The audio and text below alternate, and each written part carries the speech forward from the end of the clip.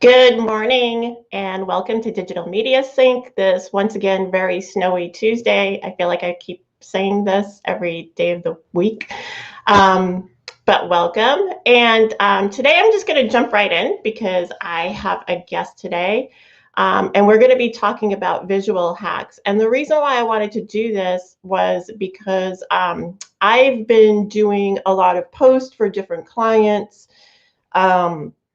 And there are some posts that I kind of like wanted to jazz up a little bit. I know that I use Canva. I know a lot of people use Canva. I use a couple of other platforms and apps as well. And so I just wanted to talk about how we can most effectively use those. So I'm going to bring Catherine on. Good morning. Oh, there's my hand. Okay. Where's my Good morning.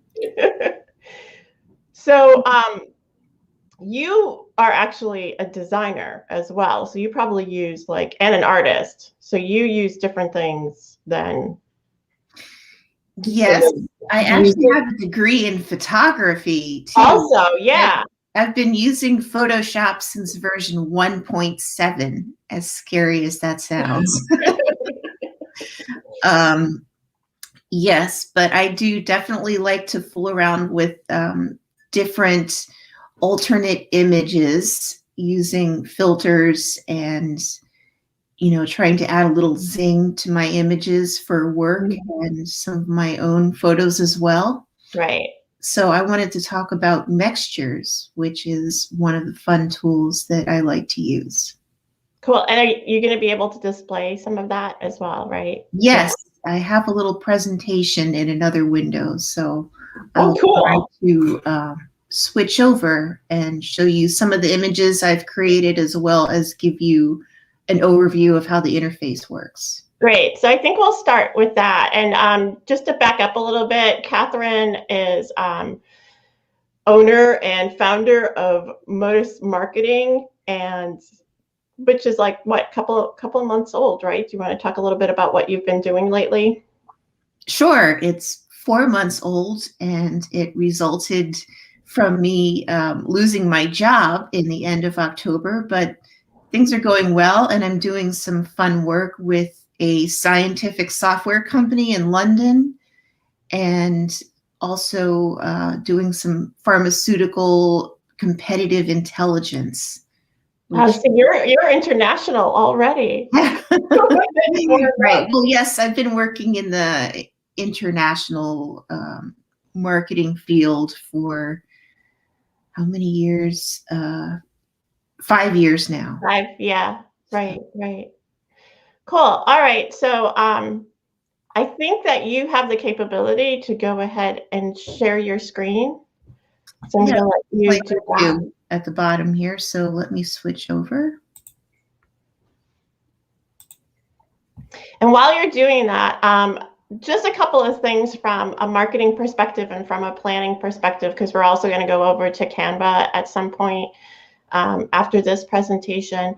When you're thinking about your brands and your marketing, the universal you, one of the things definitely to think about before you even get into doing images for social media, for Instagram, Facebook, Twitter, whatever that happens to be, is to just really think about your brand elements. So oftentimes I'll say, do you have your logo available? Do you know what your colors are, the hex numbers for the colors, RGB, whatever, the numbers are to show what those colors, those exact colors are. Also, do you have a particular style or template? And I'll show some examples of what that is later on.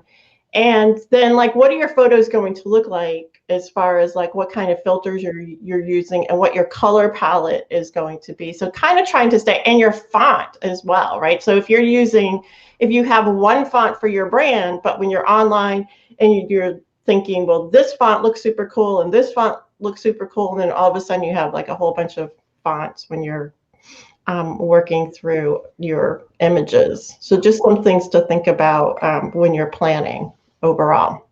All right, take it away. Oh, wait, take it away. Okay. Can people see my screen now with the image of the Yep, church? now Okay, we can. great. So, yes, I think what Julia just said is super important. You want to use your logo, if possible, on the images that you create, and the same font to really establish your visual branding. And that way, when you're posting things on social, people will automatically be seeing the same consistent look over and over and immediately recognize who you are. Mm-hmm. Okay, so this first image is an example of something I did. This is a photo I took in Greece, and it was a pretty cool looking church, but it was honestly a boring kind of looking image because there was no sun out. It was just kind of gray looking. So I added some texture and was able to, create that kind of funky background Mm-hmm. using a few different techniques in mixtures. This one is of a church that was really old. I want to say from maybe the 1500s. And it sort of had that, you know, kind of feeling of like, wow, this is serious history. And maybe even a little bit kind of spooky. So I added those light effects to it, Mm-hmm. textures. This one, I don't know if it looks familiar to you, Julia, but it's of the party house. Yes, it does. Oh my goodness. Okay, yeah. And so that's the front. Well, it's considered the front door if you come around the side street. Okay. Yes. Yeah. So again, it was sort of, an interesting photograph in terms of the perspective and the different doors and the door frames, but the lighting was flat and it really kind of needed some oomph. Right. So I used this texture from the Mixtures program to, sort of give it a little bit of a haunted look. It does. I was going to say it has or walking through a portal of time, right? Because this Oh, particular yeah. house is a historic house, the Pardee Moore's house that's on Lighthouse Road, and it does. Like I think it was built like in the 1700s, 18th century, burns down, was rebuilt, and changed ownership, and it's been, you know, kept in repair ever since. So that's really kind of neat because one of the things is the focus is definitely on the door and the floors. I don't know. That's what I see. So Yep. it's definitely an entrance into a different world. Yeah, I like that description. And this is one that I took in my backyard. And again, it kind of had like a flat sky. It wasn't really Mhm. popping, although the silhouettes of the trees were kind of interesting. So I added some light effects in mixtures and, kind of gave it a new life. It does. And go ahead. Well, I was just gonna say it does, and I was just thinking about this. Like, this is definitely from an artist, you know, a photographer and an artist perspective, um, as well, right? So it's taking an original image and kind of playing with it to give it a mood and a feeling, and to, you know, make it more robust, I guess. Yeah, I do see a commercial application for this too. Mm-hmm. Maybe if you've got some pictures and it was a gray day and you want to add some simple lighting Right. effects, just something to make it pop a little bit more, I think this could be a Right. worthwhile tool to explore. I look at this and I see that, like, you know, an inspiring quote Oh, yeah. above it. Yeah, that could definitely work too if maybe the image was a little simpler. Mm-hmm. But yeah, that's a good idea. Although oftentimes you can put, and when we go into Canva, I'll show how that works. You can just kind of put a box over it and like probably, I'm like pointing to it like everybody can see, but you know, with a boundary on the top or bottom, well, the top and bottom, and then having that box be able to, you know, be white or gray or something and transparent, and then put the words over it. Yeah. So now I'm going to give a short overview of what the user interface looks like. Cool. Okay. So I think this app works best on a smartphone. I've tried to use it on my tablets, and for some reason it was slow. Maybe it's my older iPad that makes it run slow. You might have more success than I did, but I prefer my iPhone. Is this iOS and Android as well? Yes, it is. And Cool. it's been around for quite a few years, so it's a pretty stable application, and lots of people use it. You can find how-to videos on YouTube, and you can also see what other images people have created. If you look at this Inspire button at the bottom, it'll show you some samples. So yeah, you can get some training on it as well. So when you open the tool, you have an image to, you have the option to either select an image from your library, or you can take a photo through your camera and begin working on it immediately. And for this exercise, I chose a photo of St. Charles Island in Milford, close to my house. Mm-hmm. So it sort of wants you to maybe crop them into a square to make them Instagram ready, but you can crop or uncrop. Okay.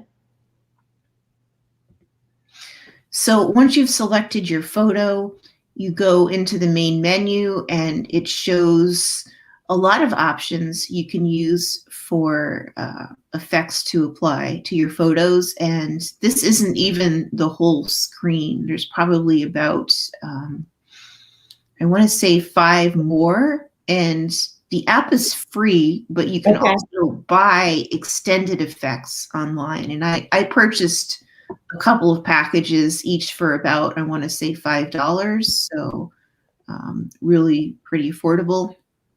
Are the packages like grouped by type, or are they like randomized? They're grouped by type. I want to say that different artists put them together who are longtime users of Mextures, and they all feature a specific type of effect. Cool. So this is an example of one of the lighting effects menus that you can use. This one, I want to say it brings up about maybe 16 different options for lighting effects, and you just click on each one and it will automatically preview. Mm-hmm. And if you hit the heart button, that will be like a favorite effect of yours, and you can select it more easily next time you want to put one of these together. So I chose to use the triage effect just for this example. And typically how you make an image is by combining multiple effects, and also using, if you click on the slider, you can do a lot more changes to the effect that you've selected. And also there are formulas that they have put together, which is like, again, someone who's very familiar with the app kind of chooses like maybe 7 different effects and puts them together. So if you're new and you don't want to go through hours of exploring, you can try the formula thing over here, which, you know, I've had some good luck with that also. And oh, I guess maybe that is sort of what I put together just for now to show an easy way of how this functions. But again, you use this to explore different layers. You use this to add new layers. This one is for adjusting the fine-tuned qualities of a layer. Right. This one is for using filters. And also, if you don't like the angle of a certain layer, you can keep flipping it 90 degrees. So that's my little preview of Mextures. That's super cool. Thank you for sharing that. So that's both on iOS and Android. And you're saying that it works best on a mobile device as opposed to like an iPad or I'm going to just take, there we go, put us back on the screen.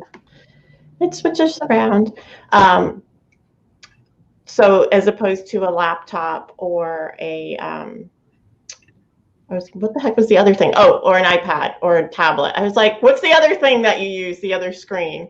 Yeah. That's really my experience. Mm-hmm. I want to say people who are using, different devices, like a newer iPad, for instance, this might be super quick and easy.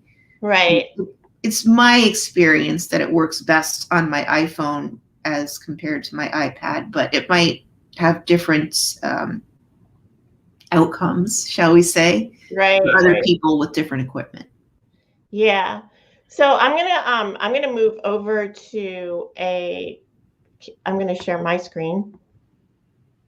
And I'm going to move over to an application that I think quite a lot of people with a wide range of capabilities used for graphic images.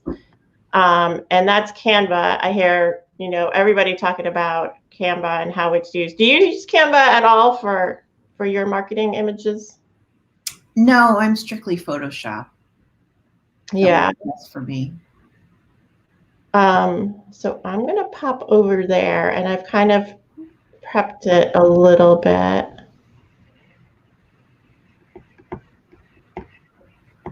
So I went to the actual known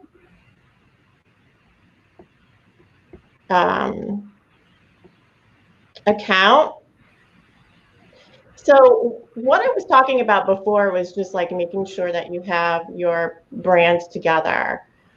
Because one of the things that platforms like Canva can do is keep together a brand kit for you, so to speak, right? So it has your logos. So here's our logo for Known Live, digital media sync, a color palette, and then what our fonts look like, right? Because if we start doing a whole bunch of different fonts and a whole bunch of different colors, it's just going to get really kind of confusing, the brand. And I know in the marketing world, we use something called a standards manual or a graphics manual. I don't know. I know you probably have come across that as well in your marketing travels, right? So it's like, what does the logo look like? How do you use the logo? How does it look in color and black and white? Do you stack it? All these different types of things. What yeah, Sorry. Now, and she's saying that the brand kit is marvelous. The other thing, and I think this is kind of new because I've used different content planners before, is there's an actual content planner that's available as well. And again, 2 weeks ago, I taught a class on social media one-on-one. And one of the first things that I talked about was making sure that you have, in prepping, that you have some sort of mechanism to plan out your post, right? This is all before you even get to doing any kind of creating at all, because it's going to start getting overwhelming.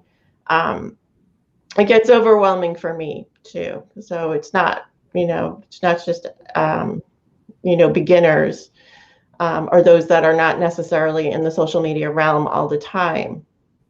And then the other thing is to make sure that you utilize your folders as well, because again, when you look at what all your designs are, and I can post these because they've already been posted. So we have so many designs, right? And if you look at all of them, you could just go on and on forever. So if you want to find a design or a template, you want to make sure that you have folders for that.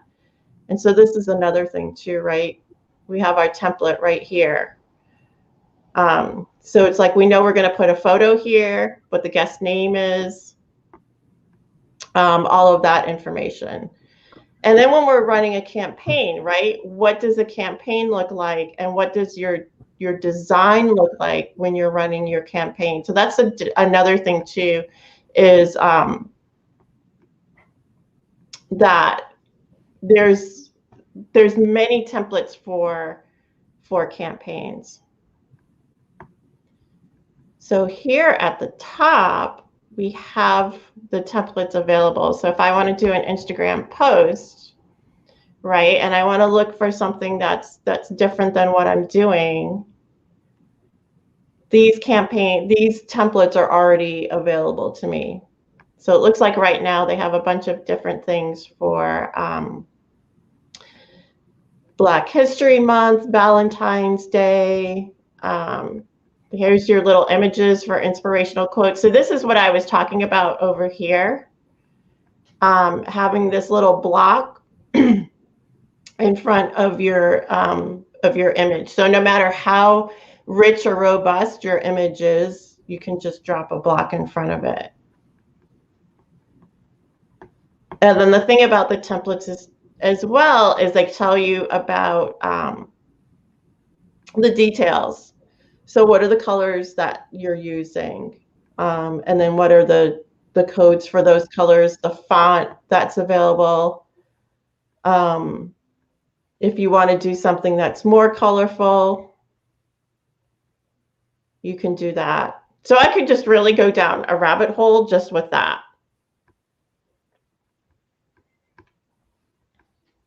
I'm going to go home and go back to the home screen again. So these are all of the designs, and they're random, just like you saw.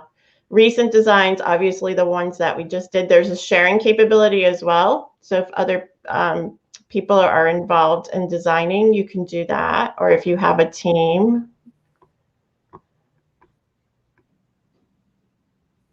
And then there's a bunch of photos that are available. I wish there was, I know that there are applications or platforms where you can submit photos as well. I don't know the names of all of them. Catherine, do you know? I know like a couple of people that I know actually utilize applications where you can submit photos. Yeah, so where you can submit photos. One of them is Pixabay. And it's Pixabay. Yes. Yeah. That's sort of like a free license image gallery where people can look for photos and download your photos with a free Creative Commons license, so you don't get paid for that. Right. You can also submit images to like Adobe for their Adobe Stock platform, and I'm sure probably others as well, but Pixabay is the one I know of that's completely user submitted. User submitted. Yeah, there was another one where, and I can't remember the name of it. It's a real, Unsplash. That's what it is. That's another one too, right? So that's I don't know that one, but I believe you. Yeah. No, Randy is feeding me this information right now from let me look at Unsplash really quick. Yeah, beautiful free images and photos. Sharing stock photography under the Unsplash license. Yeah, because I had thought about that as well. Not that I'm particularly great at taking photos, but there are some where I'm like, hey, I could probably use this. All right, so I'm going to put the link to Unsplash in here just for anybody who's interested in stock photography, whether utilizing it or uploading it. So does anybody out there actually submit photos?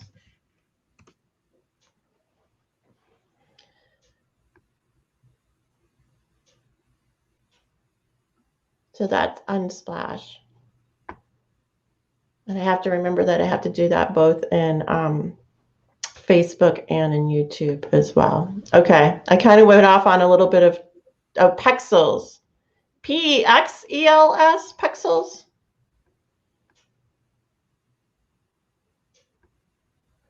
Cool. Okay, so when one creates a design, boop, you can do it one of two ways. So there's an option for a custom size. You can do video, presentation, Facebook post. So everything one of the things that I really, really, really love about this is that the sizes are already set for and updated for whatever social media platform, presentation. You can do flyers or brochures that can be printed. The thing that I really like doing now as well is stories. So Instagram stories and Facebook stories as well. And that definitely is a different look. So stories actually is the same kind of shape as the phone, basically. So it's not like a square, it's a rectangle. So being, that's a whole different look when you're thinking about images and sizing, because oftentimes you're not going to really be able to have I'm just going to throw this in here really quick just to show. So see, it looks like exactly like your phone. The other thing too is if you want to throw a complete image into the space, you just hover over it and the image sizes into that space, which is good if that's what you want. And if that's not what you want, you could tap on it, and you can resize it to a different size. And then if you don't like it at all, there's a back button. So a back button and a forward button. One of the things that I really liked doing to put some motion into static images that Canva has available. I just wanted to show this as a quick hack as well. And if you have any quick hacks, let me know.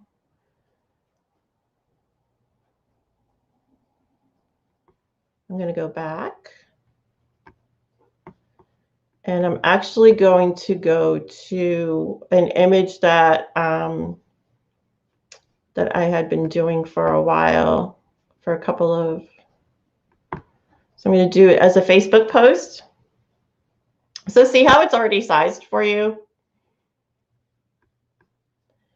And then I am going to drop one of my uploads. So this is something that I did recently where we took screenshots of our Zoom classes, right? So everything looks super, super square. So I dropped that in there.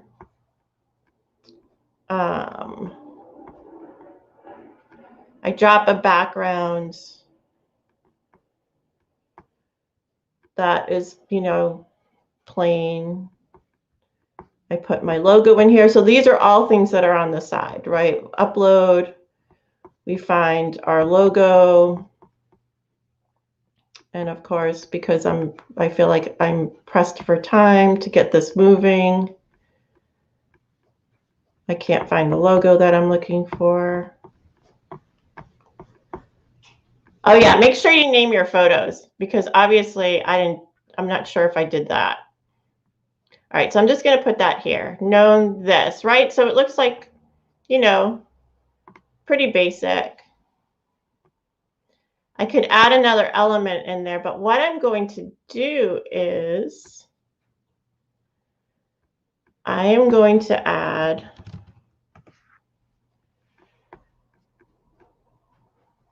just a basic kind of video look.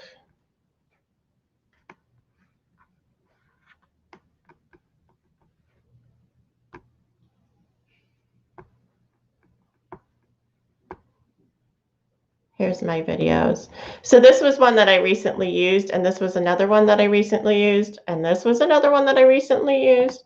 So I just drop this in the back.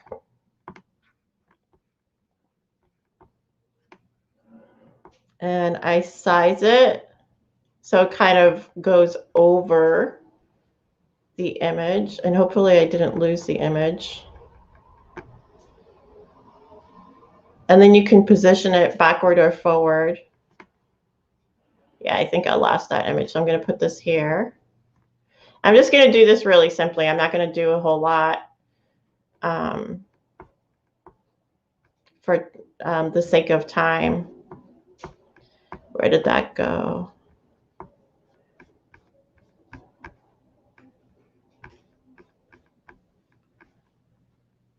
Here we go. We'll put this one in there. Oops. Everything wants to size properly now. There we go. So I'm not going to make it super pretty.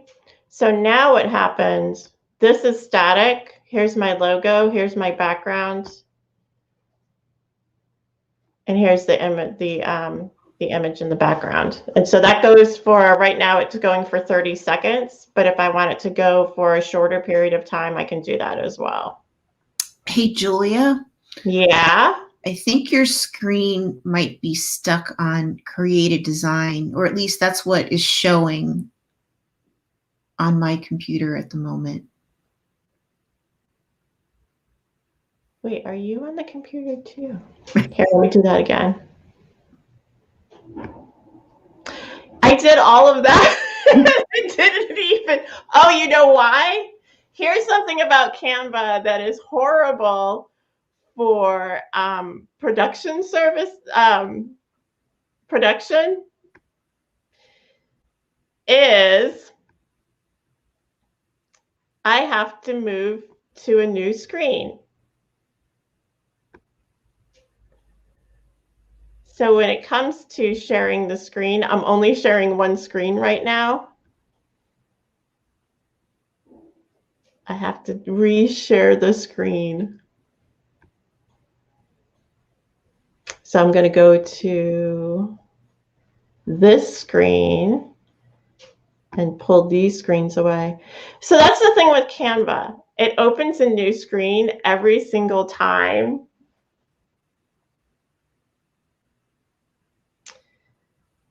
So good for making images, but not necessarily for demoing. Good for display. I was like, I thought it was following me, and it wasn't. Oh darn! Do I have to do that whole? So yeah, this is a live blooper. And now I have to go to my comments because I have Randy saying, I don't see that screen. All right, so I have to share it. I think you're sharing your screen too. Are you? All right, now I have one Canva, one design. So that's what it looks like. Can you see it now? I see a little box that says known and has some images. Cool. All right, so I'm going to back out, right? So here's what I did backwards. This is my space, my workspace. And I can actually increase the size of the workspace as well. That's too big. This is similar to a post that I just did. And you can find it on the Known Co-working Instagram and Facebook page. So if I back out of this, basically what I did was a lot of resizing, it looks like. Okay, boop, I backed out of the whole thing. Okay, so here's my image, right? Plain image. Everybody can see this now.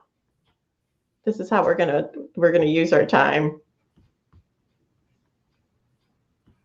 What is she saying? Screencast-o-matic and then upload the Facebook page so we can see how to do it. That's a lot. I'll do that later. This is the background, right? So I'm starting to build out the elements. I have my logo here. It's still kind of like, it's really kind of flat. So the thing that I wanted to do to make it not so flat is add video, right? So this is actually a video image. And if you click up here and it shows that there's 29 seconds of this going on. And I know it's tiny right now. So this is moving around. And then if I go even further, I'm sizing it so that it fits across the image. And then I'm dropping my image in front. And I probably would resize it even more than that. So that way I have this image, which is just basically, it's like, oh, you did a Zoom call. Okay, cool. You know, this was a class that we did for our knownpreneurs. But I wanted to have a little bit of movement in the background. So this is providing that movement in the background. And then I can kind of sit this in such a way that that works.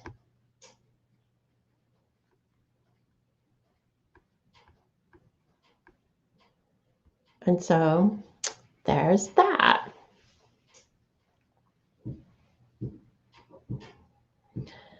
Use and then upload to the Facebook page so we can see how to do it. That looks nice. Yeah, so it has like this nice effect. And the other thing too, like right now, video is really big, and it's a way to kind of, you know, catch your eye and stop you from scrolling. All right, so I'm going to keep this particular screen up because obviously if I do anything to switch screens, it's going to like mess me up, I guess. So I'm going to go back to our templates. I'm like afraid to do anything now because I'm afraid it's going to like open up a new screen and then we won't be able to see anything again. All right. So this is another thing too. You can have a set of designs. And this is really one of my favorite designs to play with. This is when we had a snow day. So again, this was an image where it's like, oh, you know, it's a snow day, whatever.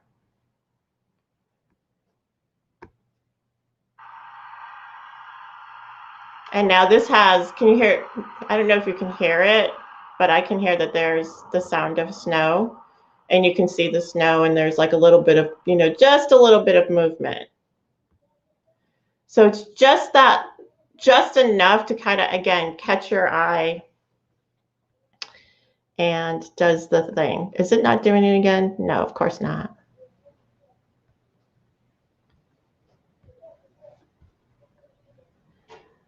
I think what I need to do when I share my screen is I have to share the whole, oh, it does a video file too. Next time I think I'll do a video file. See, I'm learning stuff too. I'm learning things like in live action.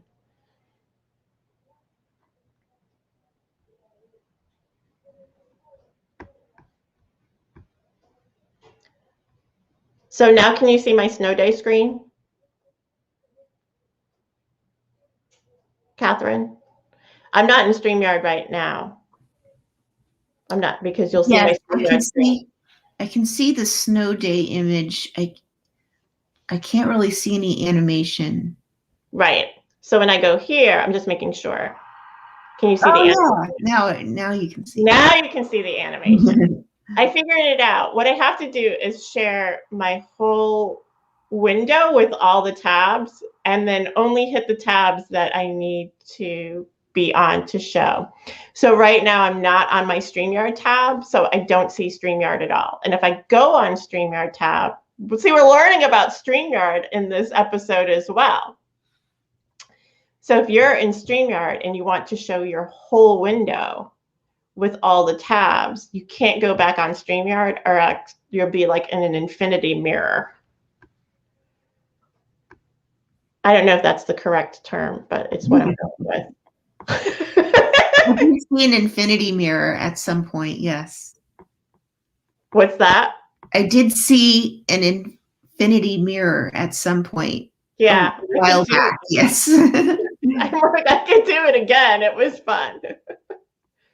So I'm looking for. Yeah, so there's like a bunch of us that go in here, and I think one of the things is we definitely have to all be better at naming all of our files so we don't kind of scroll through. Yeah, so this is what this looked like. I'm going to go to this particular.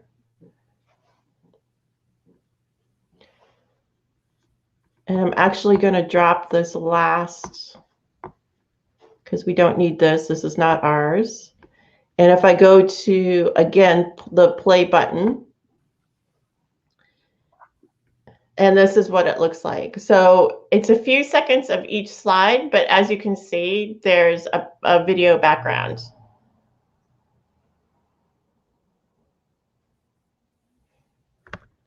So there's that.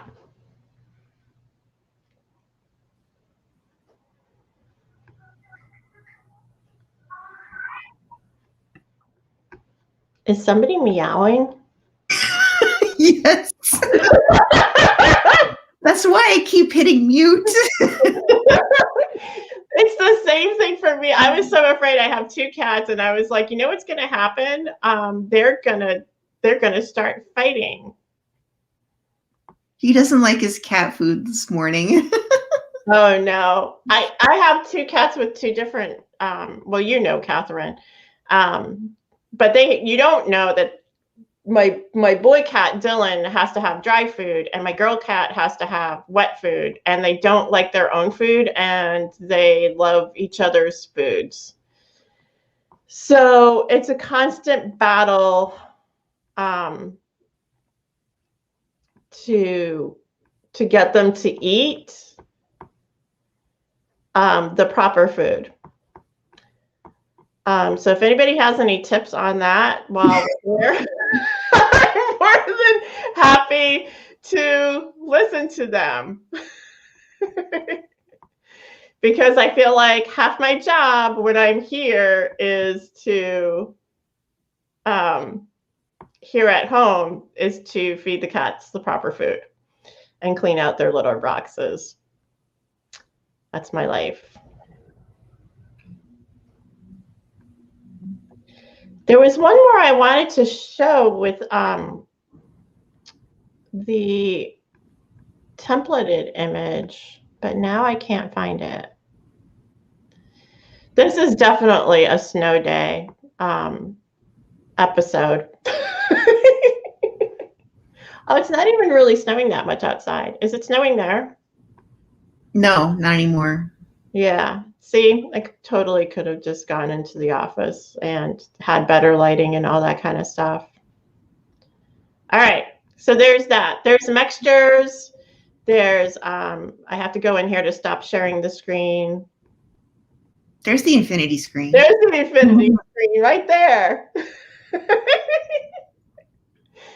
That was fun. And it's 9:16. Yeah, I think we're good. Okay, so to wrap up, and Catherine chime in as well, because I think, we wanted to talk about like some hacks and some ideas and some basic focus when you are doing campaigns, visuals for campaigns and that sort of thing. Okay, so first and foremost, make sure that you have some sort of graphic standards, right? So whether it's like a big honking book or one page that has the basic things like the logo, the fonts that you use, all the different types of logos. So if you have your logo stacked or horizontal, a lot of times people will have their logos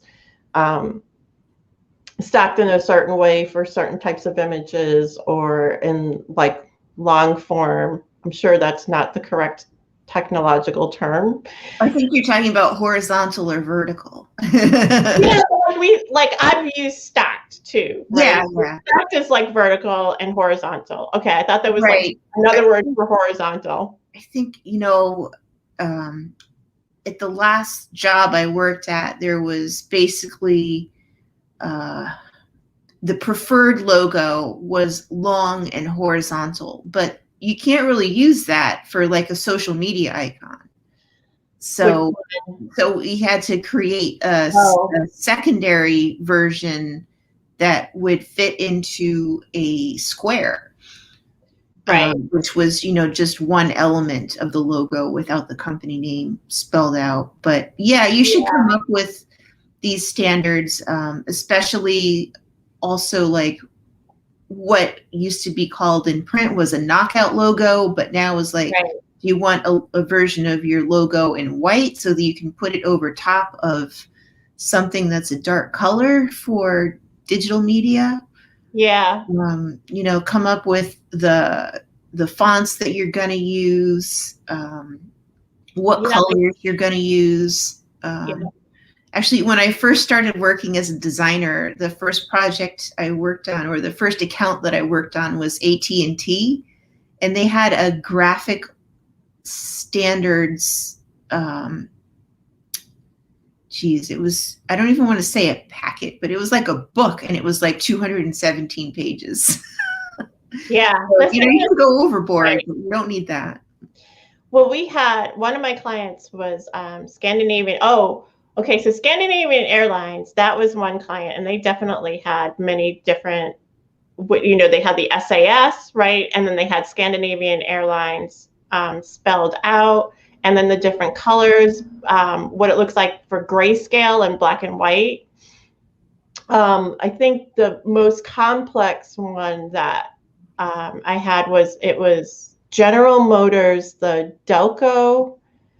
So I don't even know if that's a brand anymore, but there were actually 12 books because every Delco brand, like type of auto part, had its own like series of logos. Okay, so we went off on a little tangent there. So logo, what kind of font, because you don't want to play too much with the font. And if you have 2 or 3 different fonts, that's super cool. But if you start having 6, 7, 8, 9, 10 fonts, way too much. What your images are going to look like, not going completely crazy, especially for a brand with filters. And if you're thinking about products, you don't want to, Catherine, help me out with this one too, because I think with products, you want to enhance the product, like as much of the actual, you want to make sure that like if it's a shirt or something like that, that it's the correct color. If there's any details, you want to make sure that you sharpen your image so that you can see the details. Obviously, a lot of times people will bring in professional photographers to shoot products, because that in itself is like definitely an art form, a skill. The lighting on the product and that sort of thing, so that you can see the product at its best. But there are, if you're on a shoestring budget, you really can't always have photographers come in, at least not all the time. So making sure that you know how to sharpen images so you can see them. What else? So yeah, and then making sure that you have a content calendar in front of you as well. And you can, a lot of times content calendars, especially nowadays, will give you the opportunity to put the images in with the content, so you can lay out what it looks like at least on a calendar, maybe not in the way that you would see it in a news feed, like an Instagram news feed or a Facebook or Twitter news feed, but at least you can see the images kind of as they scroll around and across as well. Yeah, so those are some things to think about. And now we've made it almost to the end of our hour. So Catherine, thank you for being my guest and for showing the Mextures application, and that's on iOS and Android. I showed a little bit of Canva, probably a lot more little than I thought I was. You got me interested in it, actually, so you did a good job. See, okay, so I did that, and that means a lot. From somebody who uses Photoshop. The thing that I really love about Canva specifically, and I've used some other products too. There was another one called Pablo by Buffer. There's another one called another one that I used to provide motion in photos. I think I did one image with it, and it's on my phone. And it's called Motion Leap. So it's taking still photographs or static images and adding like a little bit of, so that sky photo that you showed, like you could take that image and like track it so that the clouds move or the tree branches move, like just that little bit. And I know the one image, I kind of played with it a little too much, and I posted it on Facebook, and somebody had told me it's like, it's a little too unreal. I feel like I'm in a dystopian atmosphere, and I don't think I like it. I was like, all right, so I'm learning now. All right, so again, Digital Media Sync is on Known Co-working Facebook Live every Tuesday morning at 8:30 a.m. We're also on YouTube. This, I wish I could, actually, I think I might even edit this before I'm going to put it on, mistakes and all. We're going to be real. We're going to be authentic. Julia makes mistakes in Facebook live stream. So we'll put this up at the nhvknown.com website for everybody to see. And we'll see you next week. Thanks. Bye. Hi, thanks for having me, Julia. Thank you.